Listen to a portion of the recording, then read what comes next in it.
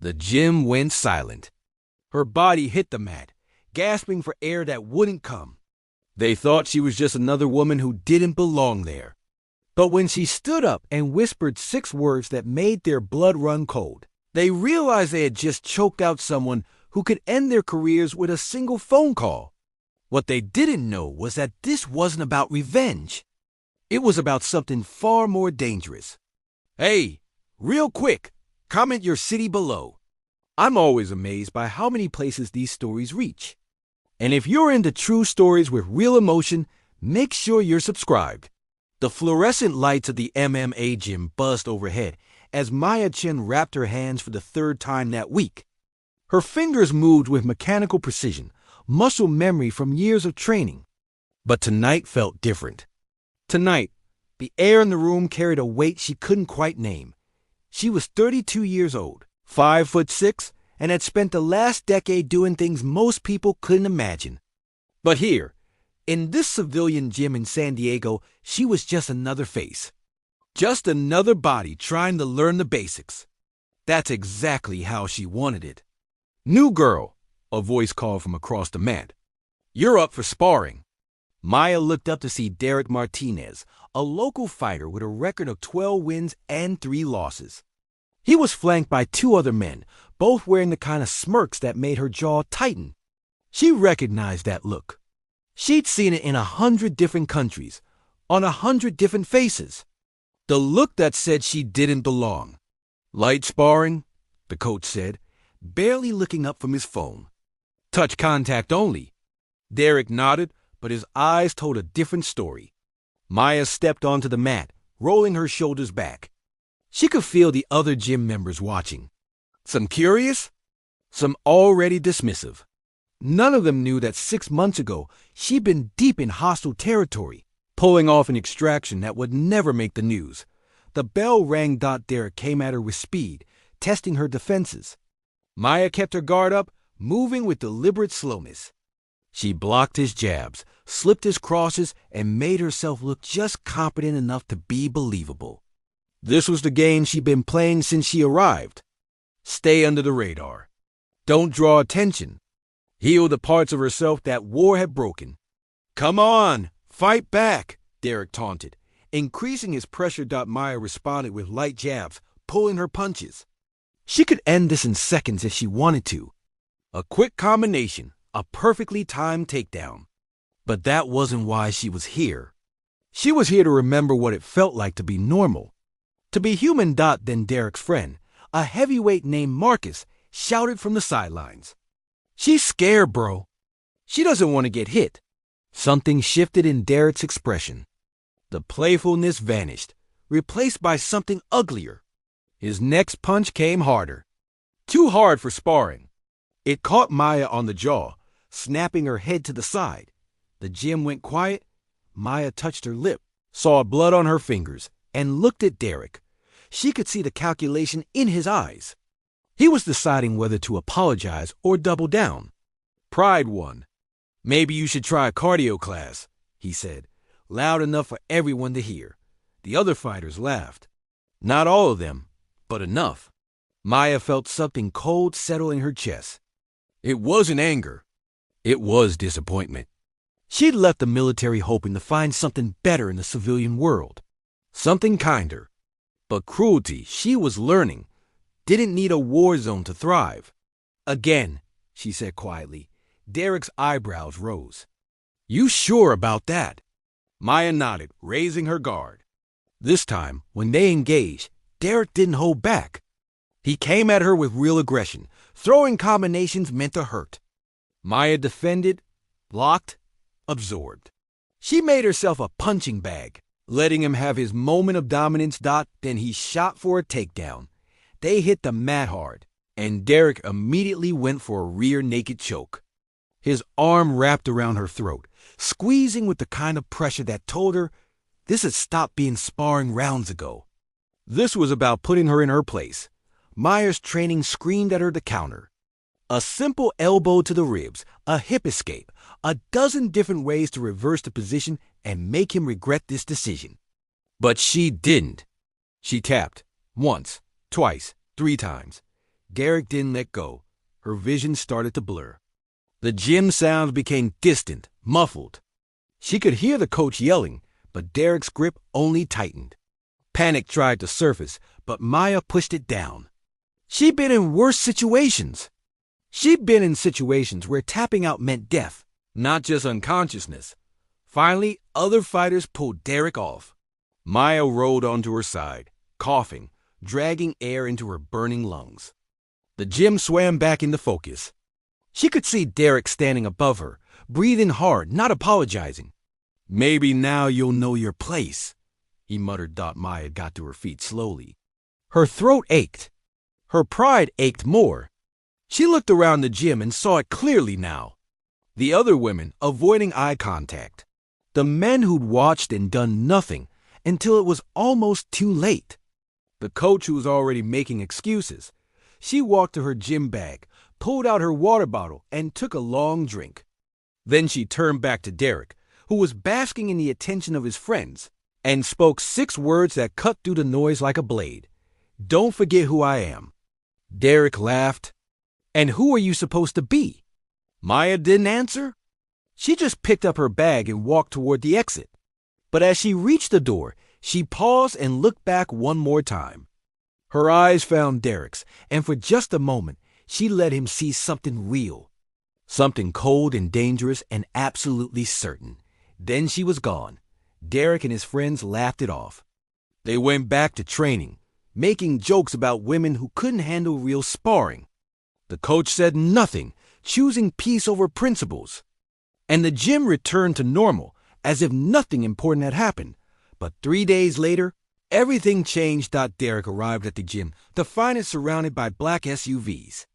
Men in suits were inside, talking to the coach, who looked like he might throw up. When Derek walked in, one of the suits turned to look at him. "Derek Martinez?" "Yeah, who's asking?" The man pulled out a badge. "Naval Criminal Investigative Service. We need to talk about an incident that occurred here 72 hours ago. Specifically, an assault on a federal agent." Derek's stomach dropped. "What?" "I didn't assault anyone. You put Lieutenant Commander Maya Chun in a chokehold and refused to release when she submitted. That's assault. She's also a decorated Navy SEAL with 3 tours and a list of commendations that's longer than your fight record." The gym went dead silent. Every eye turned to Derek, whose face had gone pale. "That's impossible," Marcus said from across the room. "Women can't be SEALs." The NCIS agent's expression didn't change. The ban was lifted. Lieutenant Commander Chun was in the first class of women to complete BDS training. She's been operational for 6 years. And 3 days ago, while on medical leave recovering from injuries sustained in the line of duty, she was assaulted in this gym.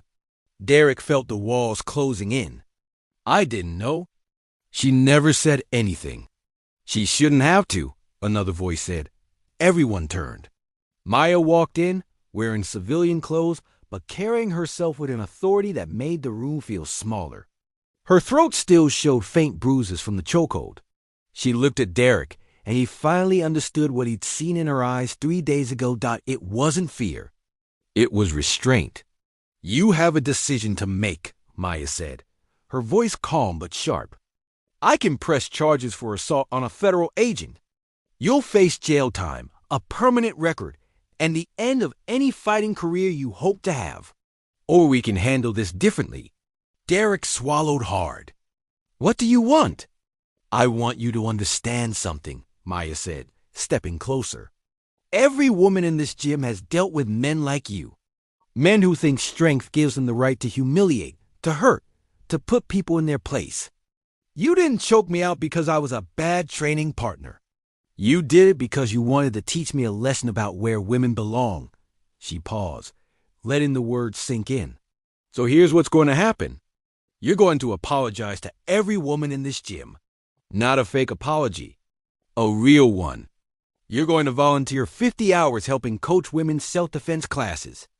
And you're going to remember every single day that the woman whose throat you crushed has done things in service of this country that you can't even imagine." Derek's pride warred with his survival instinct. Survival won. Okay, yes, I'll do it. And one more thing, Maya added. You're going to spar with me again. Right now. In front of everyone. Except this time, I'm not going to hold back. The NCIS agents exchanged glances but didn't intervene. The coach looked like he wanted to object but didn't dare. Derek looked at Maya and saw his future splitting into two paths. One where he accepted this with dignity. One where he refused and let his ego destroy everything. Okay, he said quietly. They stepped onto the mat. The entire gym gathered around, silent and tense. Derek raised his hands, trying to find the confidence he felt 3 days ago. It was gone. Maya stood across from him, relaxed, centered, and suddenly looking very different from the hesitant beginner he bullied. The coach, reluctantly, rang the bell. Derek threw a jab. Maya slipped it effortlessly and countered with a straight right that stopped an inch from his nose. So fast he didn't even see it coming. He threw a combination. She deflected every strike, her movements economical and precise. Then she swept his leg and he was on his back, staring up at the lights. Before his brain could process what happened, she could have followed him down. Could have mounted him, rained down strikes, choked him out the way he choked her. Instead, she offered him a hand. Derek took it, and she pulled him up. Again, she said. They went 3 more rounds. Each time, Maya demonstrated the gap between them with surgical precision. She wasn't trying to hurt him. She was teaching him, showing him that skill, discipline, and years of training at the highest level created a difference that couldn't be bridged by ego or aggression. When it was over, Derek was exhausted, humbled, and strangely grateful. Maya touched gloves with him and nodded. It wasn't forgiveness. It was acknowledgement. A chance to be better, but as the NCI's agents prepared to leave and the gym started to return to normal, Maya felt a presence behind her. She turned to find a woman in her 20s, one of the other female members who'd been training quietly in the corner for months. "Thank you," the woman said softly. "I've wanted to quit so many times because of how they treat us here." Maya felt something crack inside her chest. This was why she'd come back. Not for revenge. Not even for justice. But because she'd spent a decade fighting enemies overseas while women here at home fought smaller, quieter battles that no one acknowledged. "Don't quit," Maya said. "And if anyone gives you trouble, you tell them Commander Chun is watching." The woman smiled, really smiled, and walked away with her shoulders a little straighter. Maya was packing her bag when her phone buzzed. A text from her commanding officer. Brief, direct, the way military communications always were. Medical leave approved for another 2 months. Then we need you back. New situation developing. Your skills required. She stared at the message. 2 months to heal. 2 months to figure out if she could keep doing this. Keep being the person who went into dark places so others could sleep safely. Keep carrying the weight of secrets and scars that no one would ever know about. Another text came through. This one from a number she didn't recognize. "Commander Chun, my name is Jessica Torres. I read about what happened at the gym. I'm a reporter with the San Diego Tribune. I'd like to tell your story. The real story about women in special operations. Can we talk?" Maya's finger hovered over the delete button. Her entire career had been built in shadows. She'd never sought recognition, never wanted attention. But she thought about the woman who thanked her, about all the women who trained in gyms across the country, facing smaller versions of what she'd face. Who would speak for them? She typed a response. "Tomorrow, 10 a.m., but we do this on my terms." That night, Maya sat in her apartment overlooking the harbor. The city lights reflected on the dark water, beautiful and distant. She touched the bruises on her throat and thought about the path that had brought her here. The years of training that had nearly broken her. The missions that had tested every limit she thought she had.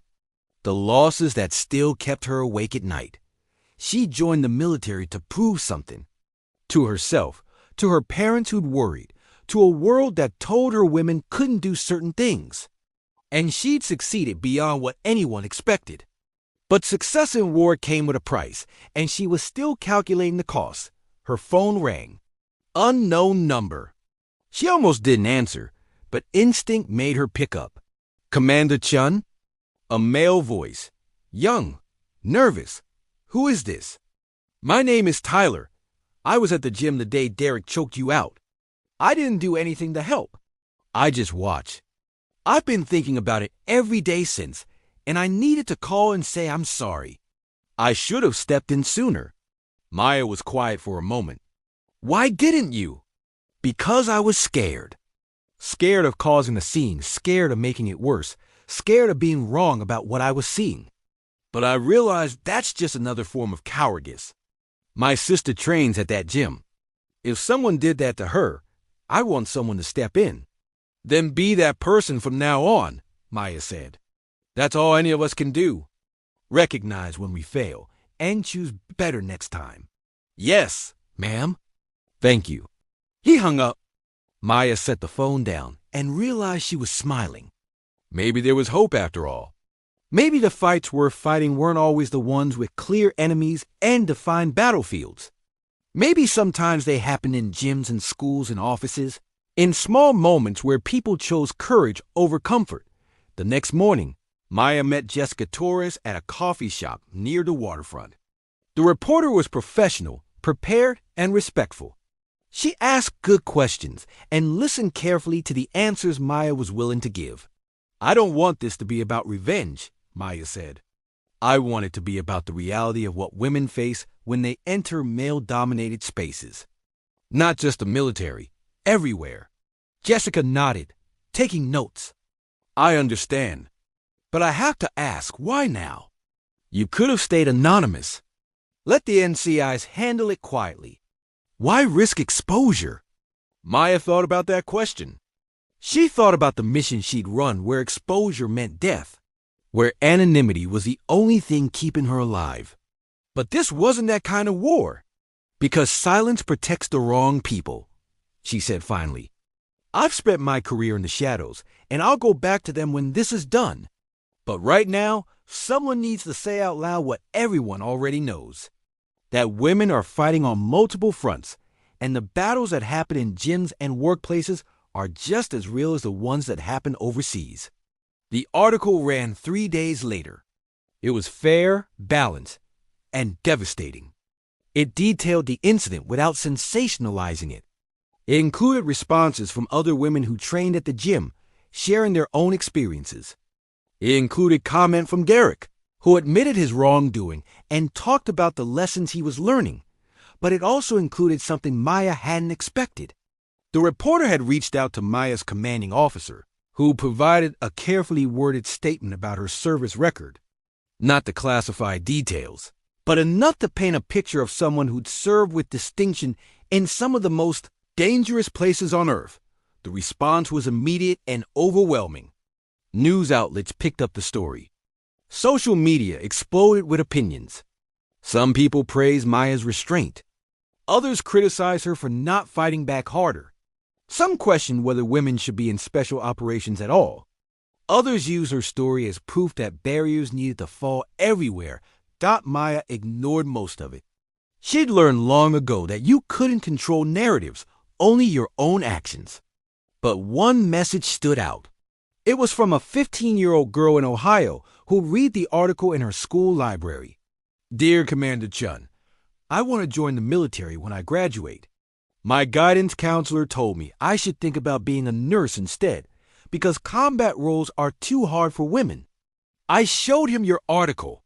He apologized. Thank you for making people like him apologize.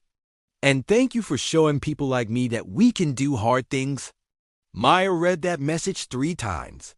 Then she saved it in a folder on her phone labeled, Why? 2 weeks later, she returned to the gym.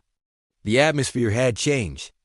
The coach had implemented new policies about sparring and oversight. Several of the male fighters who'd watched and done nothing had quietly stopped showing up. The women who remained trained with a new confidence. Supported by men who learned to be better training partners. Derek approached her as she was warming up. "Commander, can we talk?" Maya nodded. "I've been thinking a lot about what happened," he said. "About why I did it. And I realized it wasn't really about you. It was about me feeling threatened. Feeling like if women could do what I do, then maybe what I do isn't special anymore. And now?" Maya asked. "Now I realize that's the most pathetic thing I've ever thought. You don't take anything away from me by being excellent. You just raised a standard for all of us." It wasn't a perfect apology, but it was honest, and honesty was a start. "Keep working on those self-defense classes," Maya said. "The women you teach deserve your best effort." "Yes, ma'am." As Derek walked away, Marcus approached, the heavyweight who laughed from the sidelines. He didn't apologize. Instead, he asked a question. "Commander, would you be willing to teach a seminar here? On real combatives, not sport fighting. I think a lot of us could learn from what you know." Maya considered it. Part of her wanted to refuse, to keep that part of her life separate. But another part remembered the message from the 15-year-old girl in Ohio, remembered all the women who needed to see that they belonged in spaces that had tried to exclude them. "One seminar," she said. "And it's open to everyone, but the women train first. The men watch and learn what it means to face an opponent who's been underestimated their entire life." Marcus agreed. The seminar happened 3 weeks later. Maya spent 4 hours teaching techniques, tactics, and the mental discipline required to survive real combat. She was careful not to reveal anything classified, but she shared enough to show the gap. Between sport and survival, the women absorbed everything like they were dying of thirst, and she was offering water. The men watched with a new appreciation for what they'd been taking for granted. And when it was over, the gym felt different. Not perfect, not fixed, but better. That night, Maya's commanding officer called. "Medical leave is over in 2 weeks. There's a situation in the Baltic that needs your specific skill set. Are you ready to come back?" Maya looked around her apartment, at the life she'd been building here, the connection she'd started to make, the version of herself that didn't carry a weapon or operate in shadows. Part of her wanted to say no, to choose this quieter existence, to heal the parts of herself that were still broken, but another part knew the truth. She wasn't done yet. There were still missions that needed running, still people who needed protecting, still fights that happened in places where the only witnesses were the ones doing the fighting. "I'll be ready," she said. "Good? And Commander? What you did at that gym, that took a different kind of courage. The kind we don't train for. Thank you, sir." After hanging up, Maya walked to her window and looked out at the harbor. The water was dark and calm, reflecting the city lights like stars. She thought about all the versions of herself she'd been. The girl who wanted to prove something. The woman who'd survived selection. The operator who learned to kill with precision. The veteran who'd been choked out in a civilian gym and chosen restraint over revenge. All of those versions were true. All of them were her phone buzz one more time. A message from a blocked number. She opened it, expecting spam. Instead, she found 4 words that made her breath catch. "The work continues. Stay sharp." It was from another female SEAL, someone still operational, still in the fight. Someone who'd read the article and wanted Maya to know she wasn't alone. That the path she'd helped forge was being walked by others. That the cost she'd paid was creating opportunities for women who came after. Maya typed a response. "Always. Watch your 6 out there." Then she set her phone down and began planning her return to duty. There would be briefings to attend, equipment to prepare, training to resume.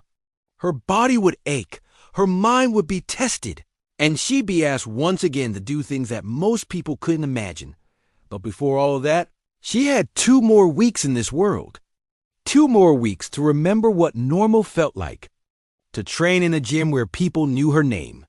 To sit in coffee shops and watch the sun set over the harbor. To be just Maya, not Commander Chun. She intended to make those 2 weeks count. The next morning, she returned to the gym one last time. She worked a heavy bag, ran through combinations, and drilled techniques with training partners who learned to respect the quiet woman in the corner. When she was done, she took a moment to look around, to memorize the faces, the sounds, the feeling of being in a place where the stakes were low and the victories were small. Then she grabbed her bag and headed for the door. But before she left, she stopped at the bulletin board where the gym posted announcements and flyers. She pulled out a marker and wrote something on a blank piece of paper, then pinned it to the board where everyone would see it. To every woman who walks through these doors, you belong here. Train hard, fight smart, and never let anyone make you smaller than you are. Commander M. Chun, U.S. Navy SEALs. As she walked out into the California sunshine, Maya felt something shift inside her. The anger she'd been carrying since the incident had transformed into something else. Something cleaner. Not forgiveness exactly, but purpose. She'd spent her career fighting external enemies. But now she understood that some of the most important battles happen in ordinary places. In gyms where women were told they didn't belong. In workplaces where competence was questioned. In all the small moments where people had to choose between silence and courage. And maybe, just maybe, winning those battles would create a world where the next generation of women wouldn't have to fight quite so hard. Maya drove to the naval base, showed her credentials at the gate, and entered the world she knew best. The world of classified briefings and dangerous missions and choices that carried life or death consequences. She was ready to go back, ready to pick up the weight she'd set down, but she was taking something with her this time. A reminder that strength wasn't just about what you could endure. It was about knowing when to fight, when to restrain yourself, and when to use your voice instead of your fists. The gym incident would fade from public memory. The news cycle would move on. The social media posts would disappear beneath newer controversies. But the impact would remain. In the women who trained with new confidence. In the men who learned to be better allies. In the 15-year-old girl in Ohio who carried Maya's story with her into whatever battle she chose to fight. And in Maya herself, who'd learned that being a warrior didn't mean never being vulnerable. It meant choosing your battles carefully and fighting them with everything you had got. As the California coast disappeared in her rearview mirror and she headed toward her next mission, Maya smiled. She'd been choked out in a civilian gym by someone who didn't know who she was. And instead of ending his career with a phone call, she'd given him a chance to be better. That, she decided, was its own kind of victory, not the kind worth fighting for. That's the end of today's story, but I hope it stays with you for a while. If something in it spoke to you, hit that like button, subscribe if you haven't yet, and share your thoughts. It's your comments that keep me inspired to make the next one.